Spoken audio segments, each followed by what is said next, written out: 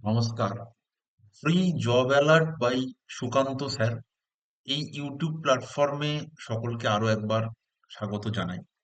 আমি আপনাদের সঙ্গে বিগত যে ভিডিওগুলো আলোচনা করেছি, আপনাদের প্রাথমিকের ইন্টারভিউয়ের বিভিন্ন দিক সংক্রান্ত আলোচনা করেছি। আজকেও আমরা আরো একটা নতুন বিষয় আলোচনা করব।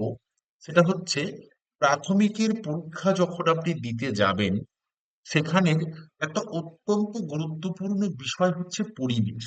এবং বর্তমানে আমরা যে পড়াশোনা করছি, সেখানে পরিবেশ বা পরিবেশ সংক্রান্ত বিভিন্ন প্রশ্ন যেমন পরীক্ষাতে আসে, ঠিক তেমনই ইন্টারভিউ এর সময় পরিবেশ রিলেটেড বিভিন্ন জিনিস আপনাকে জিজ্ঞাসা করবেই।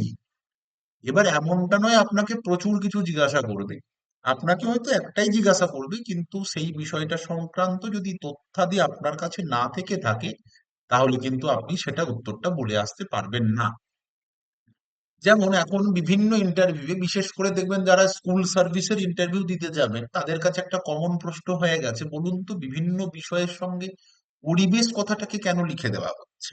এই জীবন বিজ্ঞান পরিবেশ, ভৌত বিজ্ঞান ও পরিবেশ, ইতিহাস ও পরিবেশ, ভূগোল ও পরিবেশ, এই জায়গাটা অর্থাৎ যেহেতু পরিবেশ শিক্ষার একটা গুরুত্ব বেড়েছে, এবার আপনারা যখন পরিবেশ সংক্রান্ত পড়াশোনা করেছেন, আপনারা নিশ্চিতভাবে এটা জানেন বা এই বিষয়ে আপনারা নিশ্চিতভাবে অবগত আছেন পরিবেশ সংক্রান্ত কোন কোন বিষয়গুলো আপনাদের সিলেবাসে ছিল। জীববৈচিত্র্য, সংরক্ষণ, ইকোলজি, ইকোসিস্টেম, এবং দেখবেন একটা অত্যন্ত গুরুত্বপূর্ণ জায়গা ছিল হিস্টোরিক্যাল ইভেন্টস অন এনভায়রনমেন্ট। পরিবেশ সংক্রান্ত বিভিন্ন তথ্যাবলী, পরিবেশগত দিবস, পরিবেশ আন্দোলন, বিভিন্ন রকম পরিবেশ সংক্রান্ত অ্যাক্সিডেন্ট, যেমন ভোপাল গ্যাস দুর্ঘটনা, চেরনোবিল গ্যাস দুর্ঘটনা, এই জায়গাগুলো।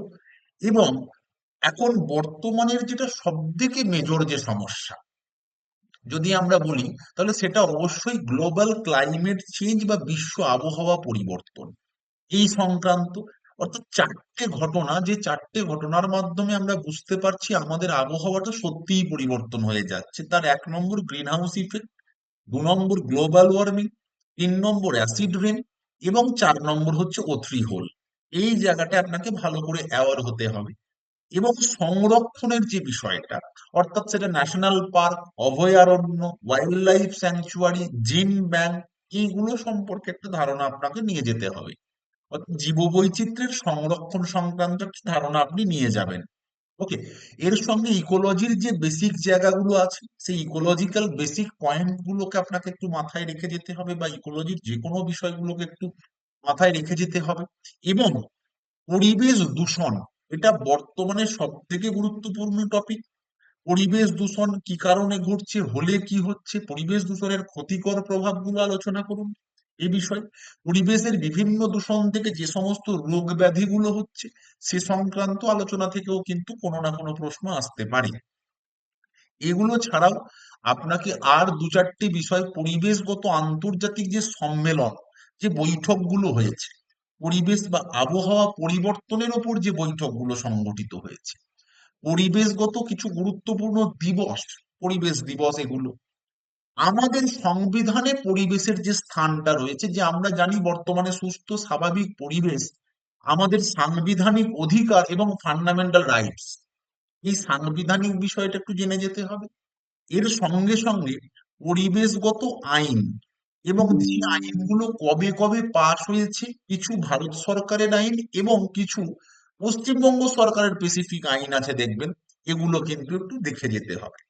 এবং এর সঙ্গে সঙ্গে এই যে বেশ কিছু প্রকল্প, যেমন গঙ্গা দূষণ প্রতিরোধ করার জন্য নমামি গঙ্গা প্রকল্প, স্বচ্ছ ভারত, এই যে পরিবেশগত মানোন্নয়নের যে প্রকল্পগুলো চলছে, এই প্রকল্পগুলো আপনাকে দেখে যেতে হবে। অর্থাৎ পরিবেশের ক্ষয়ক্ষতি এবং সেই ক্ষয়ক্ষতিকে পূরণ করার জন্য পরিবেশ সংক্রান্ত যে সমস্ত আলাপ আলোচনা আন্তর্জাতিকভাবে চলছে, এগুলো দেখে গেলেই মোটামুটি আপনি পরিবেশগত বিষয়ে একটা, যদি প্রশ্ন কিছু ধরা হয়, পরিবেশ অ্যাওয়ারনেস গত কোনো প্রশ্ন ধরা হয়, তাহলে আপনি উত্তর করে আসতে পারবেন বলেই আমার বিশ্বাস। পরের ভিডিও বার্তায় আমি অন্য কোনো বিষয় নিয়ে আবার নিশ্চিত আলোচনা করব, আশা করি আপনাদের উপকারে হচ্ছে। দেখতে থাকুন এবং জানাবেন যদি আপনাদেরও মনে হয় এই বিষয়টা একটা ভিডিও হলে ভালো হতো, আমি সেটাও ভবিষ্যতে বানিয়ে দেব। সকলে ভালো থাকবেন, দারুণভাবে প্রস্তুতি নেবেন। নমস্কার। Thank you.